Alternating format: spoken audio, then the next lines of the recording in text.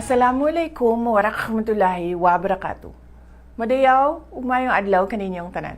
Magandang araw sa inyo lahat. Nakikiisa po ako sa ating mga kapatid na Muslim sa pagdiriwang ng Eid al-Fitr. Ipinagbubunyi natin ang pagtatapos ng banal na buwan ng Ramadan, isang panahon ng pananampalataya, pagsasakripisyo, at pagninilay. Ang mahalagang araw na ito ay hindi lamang paalala ng kabutihan ni Allah, kundi pati na rin ng mahalagang turo ng banal na Quran. Ang pagkakaisa at pagbabahagi ng biyaya sa pamilya at higit sa lahat sa mga nangangailangan.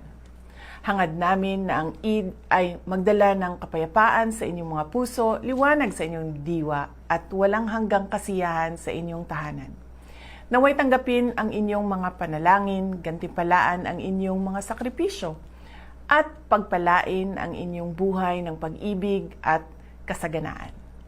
Naway patuloy tayong gabayan ni Allah sa landas ng kabutihan at pagkakaisa. Eid Mubarak sa inyo at sa inyong mga mahal sa buhay. Ang lahat ng ginagawa natin ay para kay Allah, sa bayan at sa bawat pamilyang Pilipino. Syukran.